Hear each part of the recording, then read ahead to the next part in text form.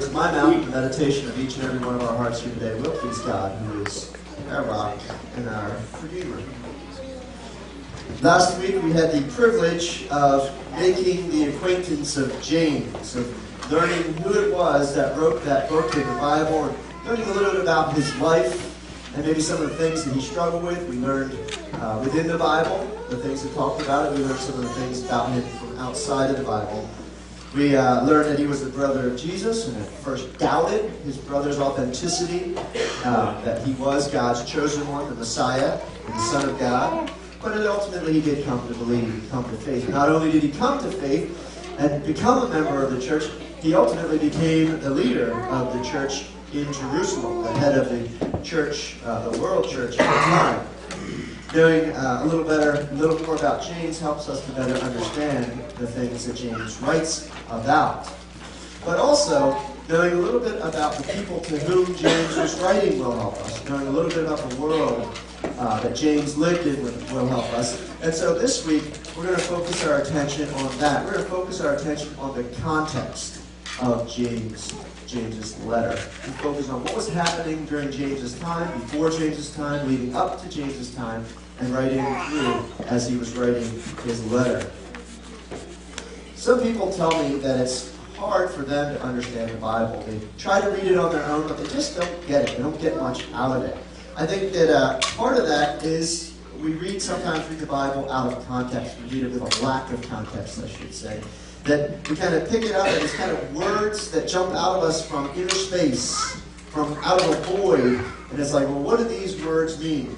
It's kind of like you see a sign. The sign posted says, danger, do not proceed. You get the gist of what's going on there, don't you? You know, that the sign is warning you that beyond this point, something is dangerous, and that if you want to remain safe, you should stay on this side of the sign, right? But now, if you look at that sign, and that sign is posted beneath a high-tension wire with electric lines going through and coming down into the ground with a big, huge box, and you see sparks flying from the box, you know exactly what that sign is warning you about. If you go beyond this point, you're in danger of being electrocuted. Or maybe the sign is posted on a chain-link fence that's stretched between two guard towers with guards posted at either tower. And beyond that, buildings. You say, oh, beyond this fence is a prison. And unless I want to live on the other side of that fence, I should stay on this side of the fence. A very different danger, very real danger, but you understand a little bit more about the context. Or maybe the sign is posted on a stone wall with ivy growing over it, and a picture of a silhouette of a Doberman pincer. Right? You know, oh, beyond that wall there's somebody rich and famous, and they have their dogs running loose on the property. If I jump that fence, I may come face to face with a snarling, drooling, growling beast that I don't want to come face to face with. You see, the context of the words lends different meaning to the words. You know, you get the gist of the words, but to really fully understand the words, you have to understand what's the context of those words. So for us today, for our study of James, I would like to take the next few minutes and look at the context in which James is writing. One of the things that's about James's world that's pretty foreign, I would say, to us, is that James is writing to a culture that is predominantly acquainted or intimately acquainted with polytheism. Now, polytheism is a word that simply means poly, many theists, gods, many gods. And so they worshipped many gods. All throughout the Old and New Testament, the people, the culture, the traditions were steeped in the worship of multiple gods. Now, we have people in our culture who maybe believe and acknowledge the existence of different gods, but I would say predominantly most people in our culture come from a background of a monotheistic, a one God sort of tradition, where they think there is one God. And you can ask people, they'll say, oh, I believe in a God. And they'll kind of leave it at that. Or I believe something is out there, or someone is out there. But predominantly they don't say, I think there are many gods up there, and they're vying for power, and they're bickering with each other. They come down here and they rape women and have children with those women. And those children are demigods. They're filled with this special power. You know, most people in our society don't believe that. But in James's day, that was the predominant view. So there was a more polytheistic base to their culture, a more polytheistic belief. In the Old Testament, we had think about where all the Jews lived. All right, think about when the Jews were in Egypt, right? When they were in Egypt during the time leading up to Moses, between Joseph and Moses, they lived in Egypt, where the people worshiped gods like Amun and Osiris and Ra, all right, the different gods of the Egyptian pantheon. But then they moved into the Palestinian area, and they were surrounded with people who worshiped gods like Baal and Asherah and Molech. And everybody acknowledged that there are different gods, and they're all out there, and they're all fighting with each other, trying to exert their dominance. Later, when Alexander the Great moved into the territory, and he came across with his armies, and he introduced the Greek gods, ones that we're probably much more familiar with, like Zeus, Athena, Aphrodite. And then when the Roman culture became the predominant culture, those gods changed. Zeus changed to Jupiter. Aphrodite changed to Venus. Right? Ares changed to Mars. And you get the same basic gods with different names, different titles. So the Jews and the Christians of James's time were surrounded by, steeped in a culture of polytheism. And even the converts, recent converts, they grew up worshiping multiple gods and worshiping in a polytheistic setting. Their traditions, their holidays, the things that they did. You even think about our holidays. They're all surrounding worship of one God. Right? Christmas celebrates the birth of the child, the son of that one God. Easter celebrates the death and resurrection of that child, of that one God. Right? All of our holidays, Thanksgiving is giving thanks to that one God. All of our holidays, all of their holidays were surrounded and based upon the belief in multiple gods.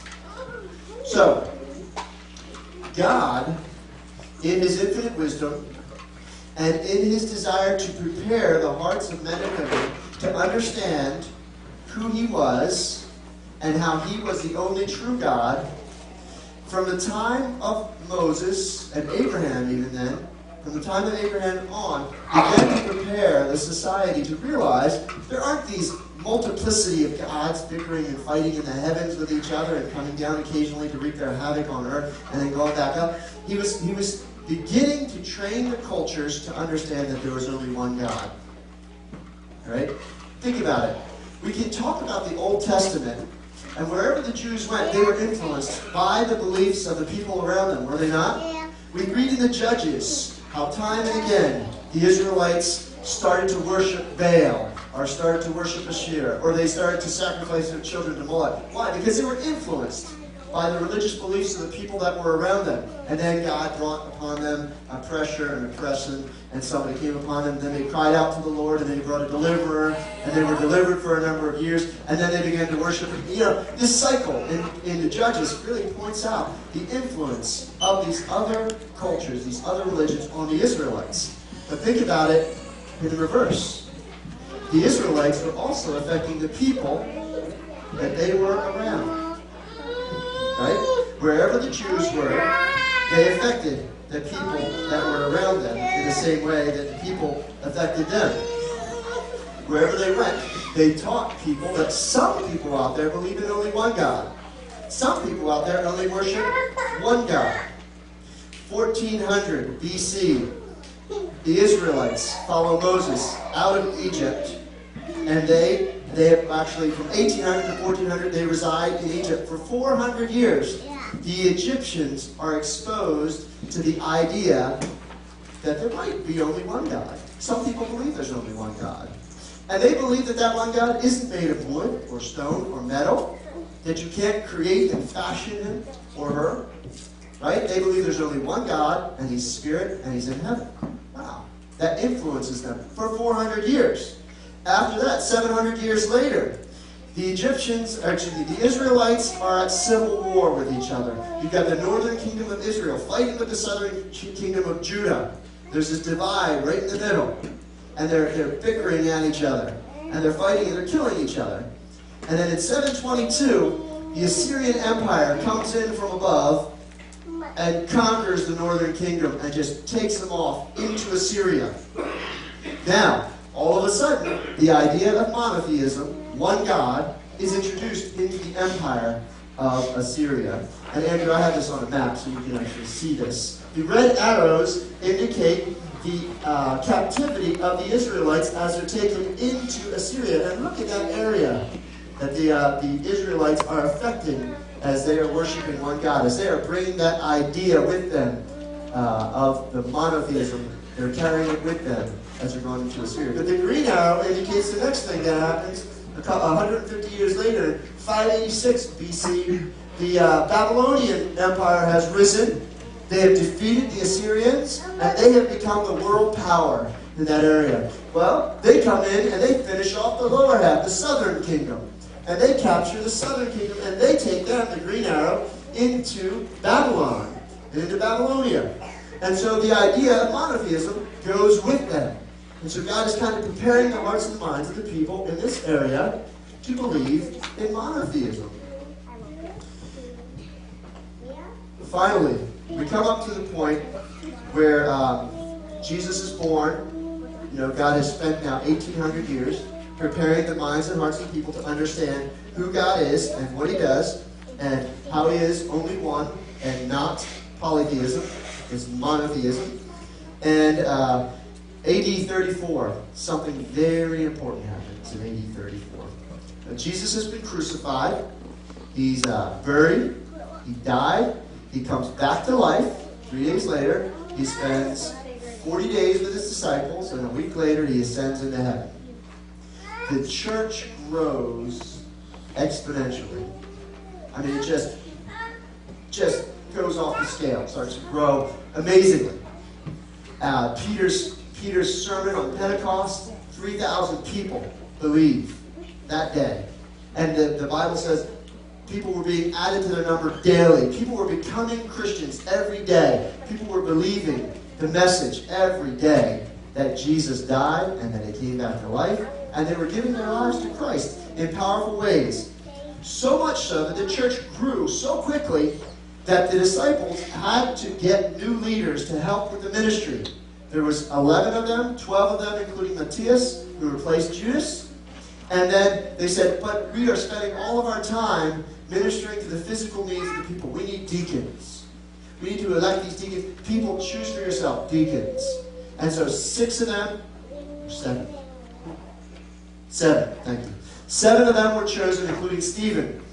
Now, Stephen, in Acts chapter 7, is killed. He's executed by a mob. He is stoned to death. He is martyred. He becomes the first Christian martyr. And this is a very important event. And I want to read to you what happens immediately after Stephen is killed in Acts chapter 7. It ends Acts chapter 8. We pick up with verse 1. It says, Saul, everybody knows who Saul is. Saul later becomes Paul, writes half of the New Testament, Romans, Corinthians, Galatians, Ephesians, several of those books. Saul approved of Stephen's execution. So Saul was standing there watching and approving. And it says, and there arose on that day a great persecution against the church in Jerusalem, and they were all scattered throughout the regions of Judea, Samaria, except the apostles. Except the apostles. So now you've got this huge church, and they're starting to be attacked, and they're starting to be killed. They're starting to be persecuted. And they realize that if they stay together, they will be destroyed. And so people of the church, the members of the church, decide that they have to leave. The ones that are leaving are the ones who are not native to that region. And they leave. And they go back to their home territories. What do you think they were taking with them up here?